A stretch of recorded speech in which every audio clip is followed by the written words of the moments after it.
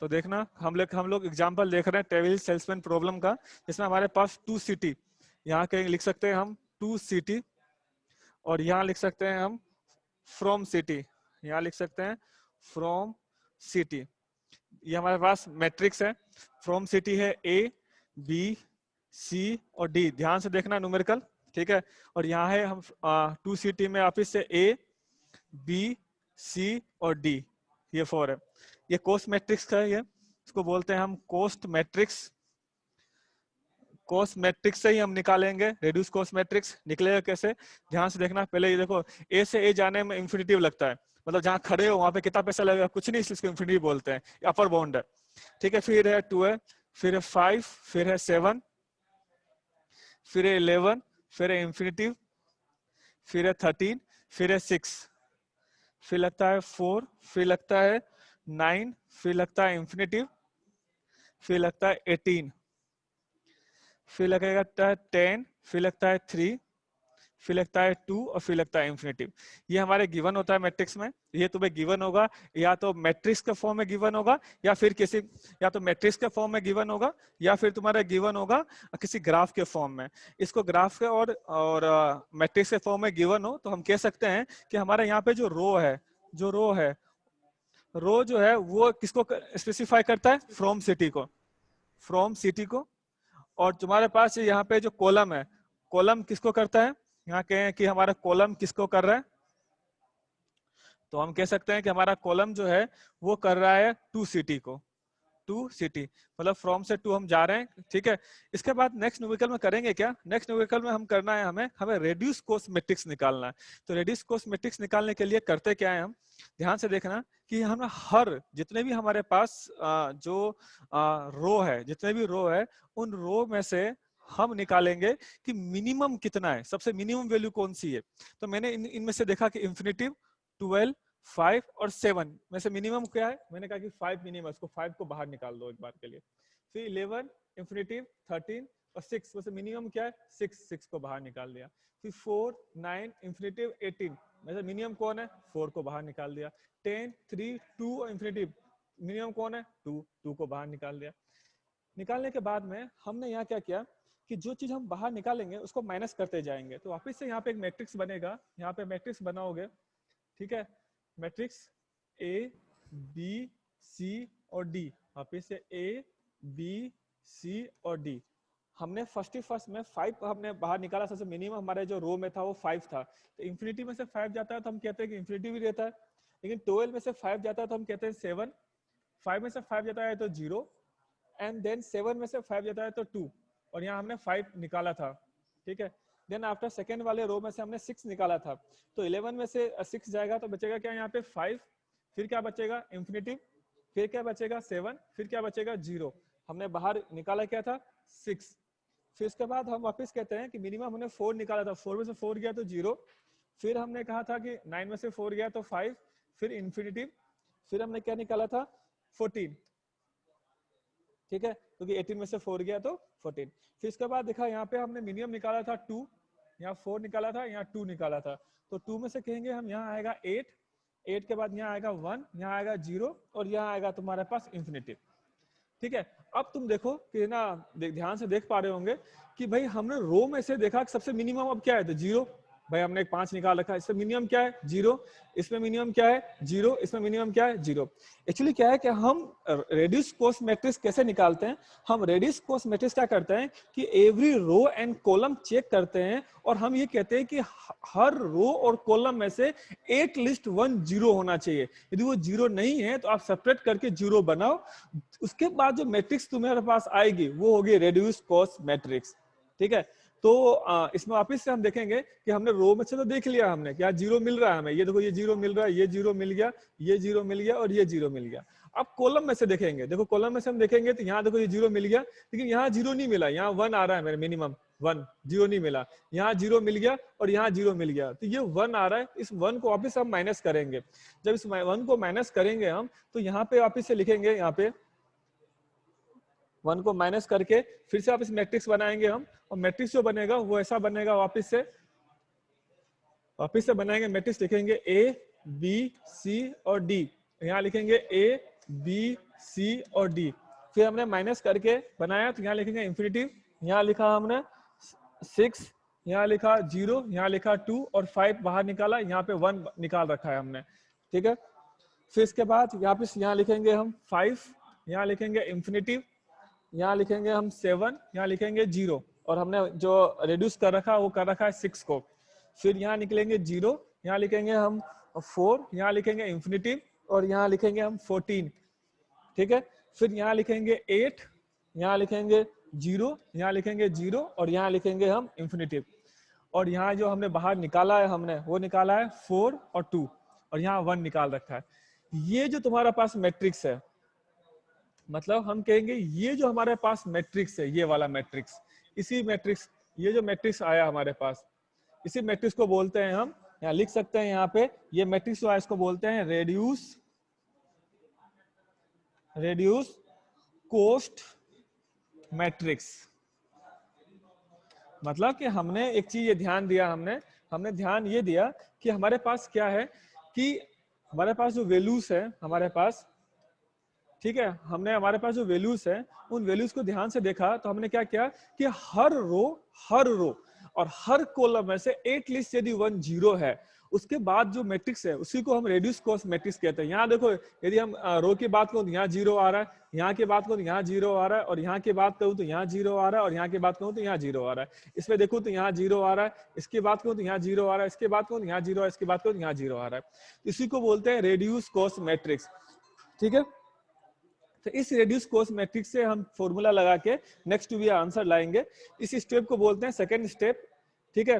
करना क्या है, देखो वापिस से अब इसको सेव रखना है, इस वैल्यू को सेव इसलिए रखना है कि इसी वैल्यू से हम बार बार बाहर निकालेंगे, मतलब इसी वैल्यू से हम नेक्स्ट आंसर लाएंगे। तो नेक्स्ट आप देखते हैं कि हम लिख सकते थे, यहाँ पे ये लिख सकते हैं कि जब हम फ्रॉम सिटी या टू सिटी निकाल दिया, लिख सकते हैं to find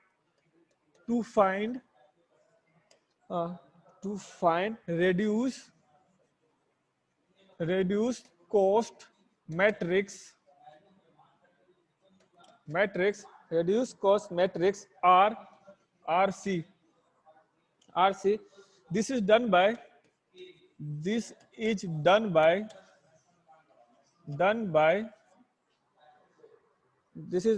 selecting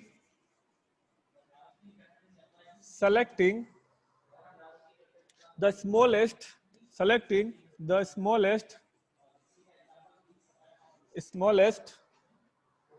element from each row and column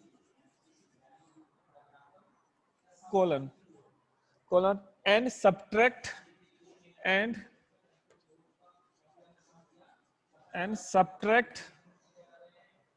subtracting it from all other element, ठीक है। तो हमने कहा कि इस फाइंड आउट कैसे करेंगे, हमने कहा कि भाई तुम यदि है ना, तुम्हें रेड्यूस कॉस्ट मैट्रिक्स निकालना है तो क्या करना पड़ेगा, तो हम करेंगे इसको फाइंड करने के लिए, रेड्यूस कॉस्ट मैट्रिक्स को फाइंड करने के लिए हम क्या करेंगे कि भाई सेलेक्ट करेंगे सबसे स्मॉलेस्ट एलिमेंट को, किसमें से, रो और कॉलम में से, ठीक है। और उसको वैसे क्या करेंगे, सब्ट्रैक्ट करते रहेंगे। जो हमने पहले वाले स्टेप्स में देखा था हमने क्या किया, इसमें सबसे मिनिमम वैल्यू निकाली, उसको बाहर निकाल दिया हमने, और उसको हमने क्या किया, ये वैल्यू को सब्ट्रैक्ट कर दिया अदर वैल्यू से। देन आफ्टर वापस से मैंने कॉलम को बाहर निकाला, यहाँ पे 1, देखो ये 1 बाहर निकाल रखा है और इसको से सब्ट्रैक्ट कर दिया हमने, ठीक है। अब तुम्हारे पास जो नेक्स्ट स्टेप्स आती है, वो नेक्स्ट स्टेप ये आएगी कि हमने जो है ना निकाला, जो सब्ट्रैक्ट किया, उन सबको ऐड करना है। तो हमने सब्ट्रैक्ट किया था 5 + 6 + 4 + 2, ये तो हमने किया था रो में से, और कॉलम में से किया था हमने 1। इन सबको ऐड करोगे, इन सबको ऐड करना है तुम्हें, जो ऐड करोगे, जैसे 18 आया, वो तुम्हारा पहला सिटी होगा। उस पहली सिटी का जो कॉस्ट होगा, वो रूट जो हम स्टार्ट करेंगे उसका जो कॉस्ट होगा वो 18 होगा। मतलब तुम्हारे ग्राफ में से अब ग्राफ जो बनेगा वो ऐसा बनेगा, ए का जो है, हमेशा हम ए से स्टार्ट कर रहे हैं, उसका जो कॉस्ट है वो 18 है। अब ए से हम जा सकते हैं बी से जा सकते हैं, ए से जा सकते हैं सी, और ए से जा सकते हैं डी, 3 जगह जा सकते हैं। तो हमारा नेक्स्ट स्टेप जो होगा, जो स्टेप थर्ड कहलाता है हमारा, ठीक है, वो ऐसा होगा, ये ऐसा आएगा कि मैं स्टेप थर्ड में कहूं कि स्टेप थर्ड क्या होगा इसका, तो कहेंगे स्टेप थर्ड, स्टेप टू तो हमारा क्या था, रिड्यूस कॉस्ट मैट्रिक्स निकालना।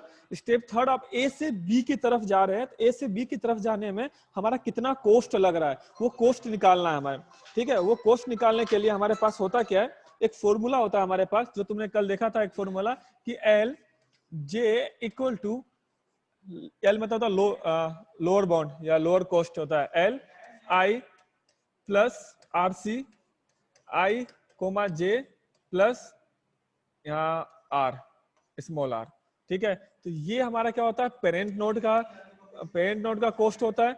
ये क्या होता है, रेड्यूस कॉस्ट मैट्रिक्स होती है। रेड्यूस कॉस्ट मैट्रिक्स जो निकाला उसमें आई से जे जाने में कितना वैल्यू लग रहा है वो यहाँ से फाइंड आउट हो जाएगा, और आर जो है वो हम निकालते हैं, इसका फैक्टराइजेशन निकालते हैं। तो इस फॉर्मूला के थ्रू हम निकालेंगे कि ए से फर्स्ट बी जाने में कितना कॉस्ट लगता है, फिर निकालेंगे हम ए से जो है उस सी जाने में कितना कॉस्ट लगता है, फिर निकालेंगे हम ए से डी जाने में कितना कॉस्ट लगता है। जो मिनिमम कॉस्ट होगा, इसका मिनिमम कॉस्ट होगा, वो उसका पाथ होगा, वो इसका क्या होगा, पाथ होगा। तो अब निकालने के लिए करते हैं वापिस से, हम निकालने के लिए कहेंगे कि स्टेप थर्ड बोले इसको, स्टेप टू तो अब रेड्यूस कॉस्ट मेटेरियल निकाला, स्टेप थर्ड लिखेंगे A B the root node, B the root node, A with the root node of the tree बोलो, या फिर क्योंकि हम मिनिमम निकालने की कोशिश कर रहे थे tree.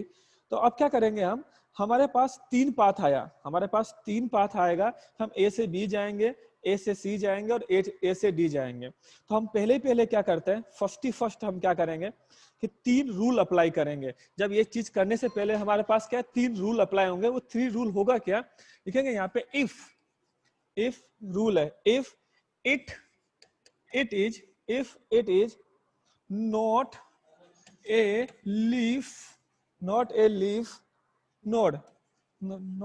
node,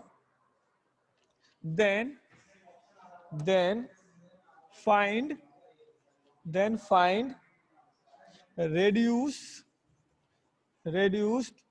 cost matrix,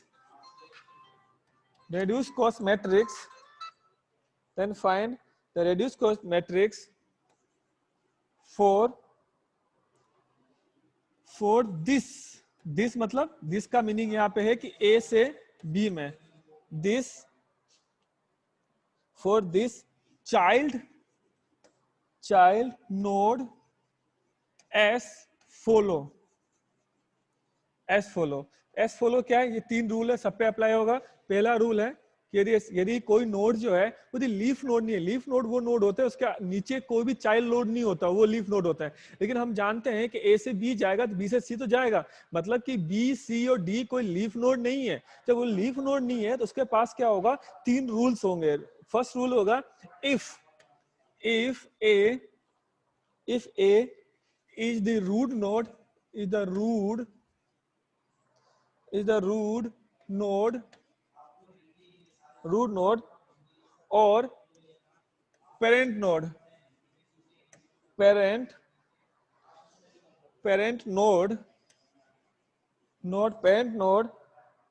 and B is child node, child node,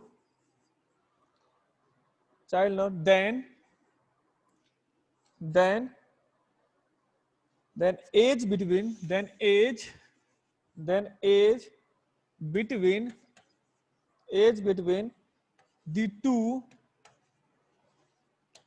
two node S A, B, ठीक है। और A, B को हम क्या करेंगे, यहाँ पे A, B जो A से B की तरफ जा रहा होगा, change all entries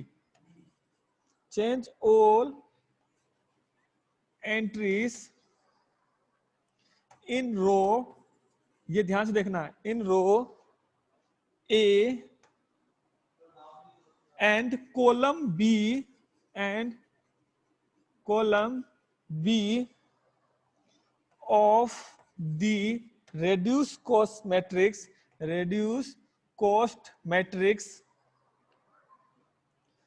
to infinitive.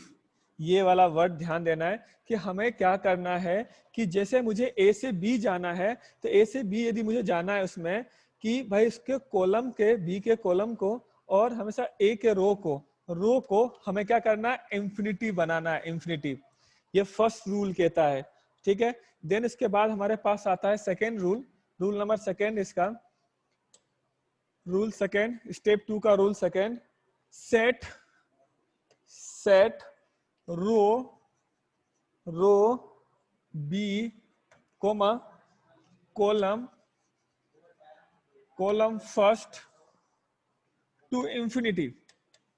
हमें इंफिनिटिव सेट करना है किसके, कि रो बी का कॉलम फर्स्ट को, ठीक है। ये करने के बाद में जो थर्ड स्टेप्स है इसका, रेड्यूस कॉस्ट मैट्रिक्स निकालने के लिए थर्ड स्टेप्स ये है, reduce all row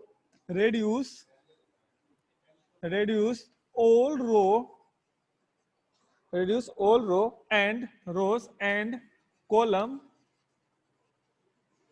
columns in the resulting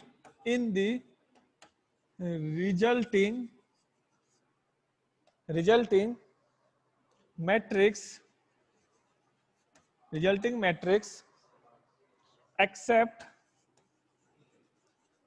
except the row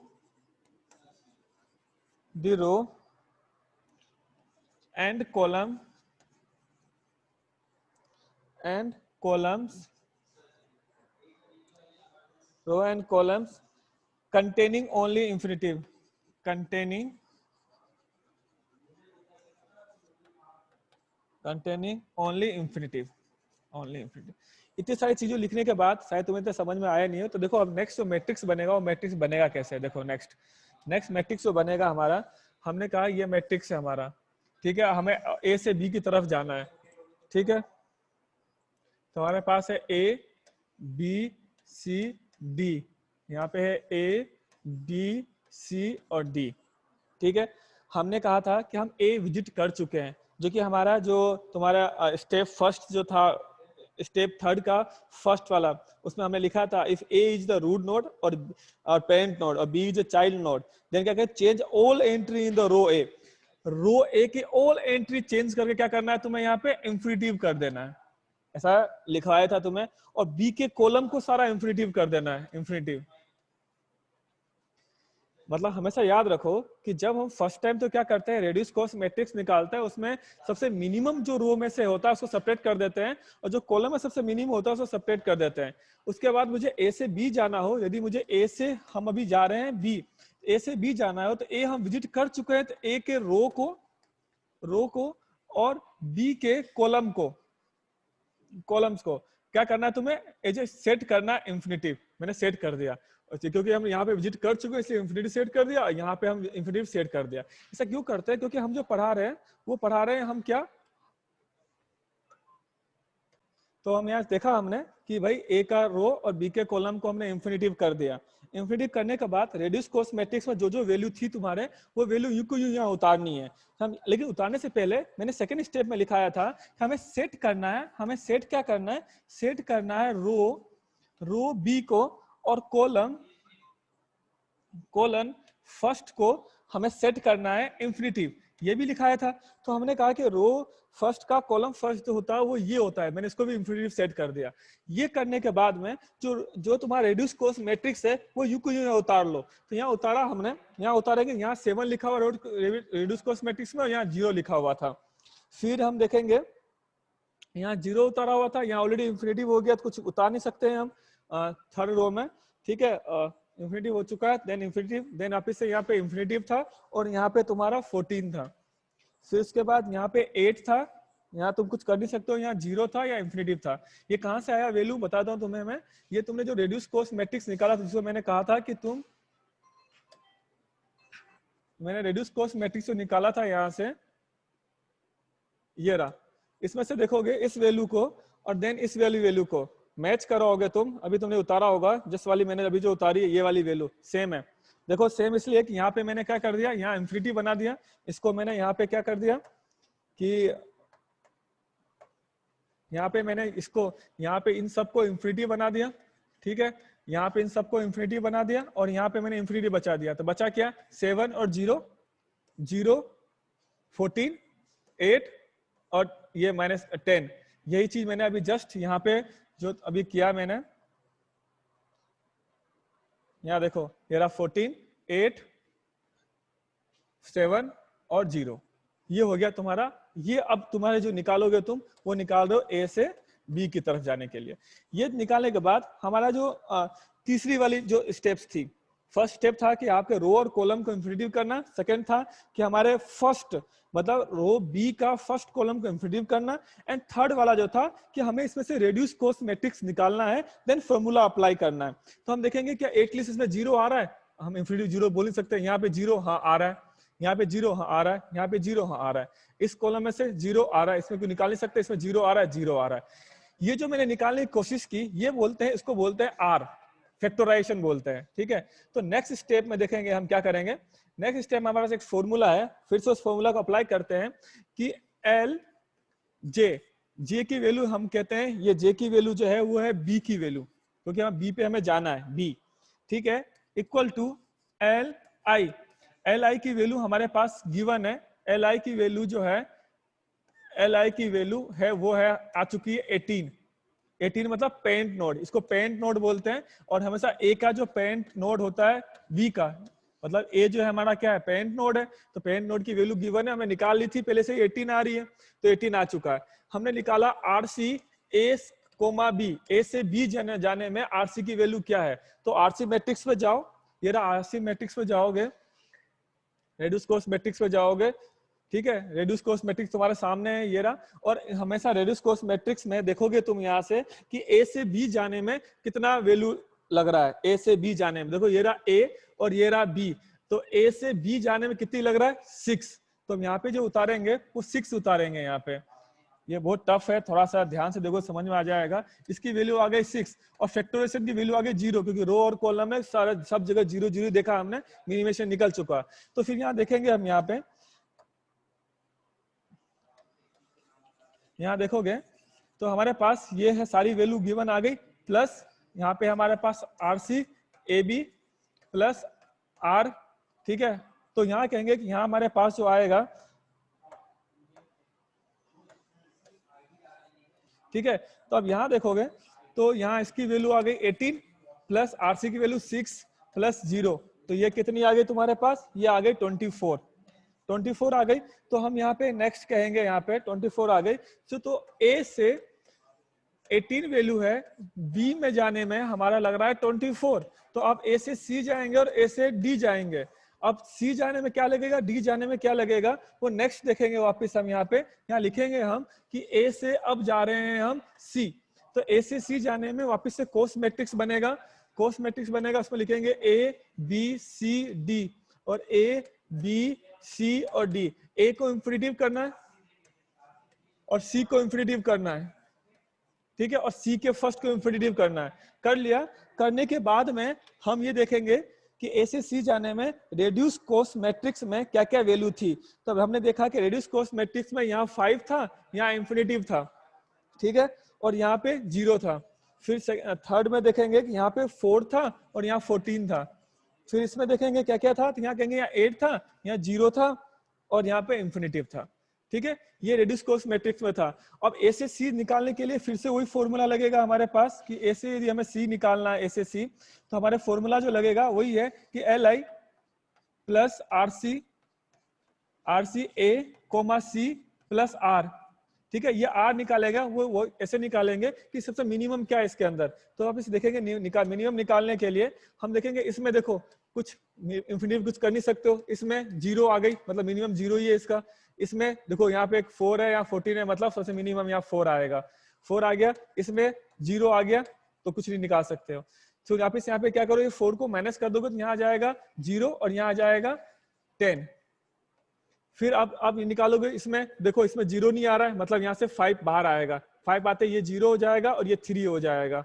ठीक है, यहाँ 0 ये मिल ही चुका है, इसको यहाँ पे लेना देना नहीं है, यहाँ 0 आ गया। तो 5 + 4 यहाँ निकल गया 9, ये निकल गया आर की वैल्यू। तो नेक्स्ट जो हम निकालेंगे, नेक्स्ट वापस से कहेंगे कि एल ऑफ जे को हम बोलते हैं सी, इक्वल टू एल ऑफ आई को बोलते हैं ए। ठीक है, प्लस कहेंगे R C A comma C, plus करेंगे यहाँ पे आर, तो ए कोमा सी। तो हम रेड्यूस कॉस्ट मैट्रिक्स में जाएंगे और देखेंगे कि ए से सी जाने में क्या वैल्यू लग रहा है, ए से सी जाने में। तो हम कहते हैं कि ए से सी जाने में, वहां देखोगे रेड्यूस कॉस्ट मैट्रिक्स को, आपसे दिखाई देता हूं तुम्हें मैं, रेड्यूस कॉस्ट मैट्रिक्स दिखाता हूं। ये देखो, यहाँ पे देखेंगे हम वापिस से कि हमारे पास जो है सी से ए जाने में, सी से ये रहा जाने में, ए से सी जाने में, ए से ए ये रहा और सी ये रहा, ए से सी जाने में देखो यहाँ 0 लग रहा है। तो मैं यहाँ पे कर सकता हूँ यहाँ पे कि हमारे पास 0 वैल्यू आगे हमारे पास आर से सी जाने में रेड्यूस कॉस्ट मैट्रिक्स से निकाला हमने।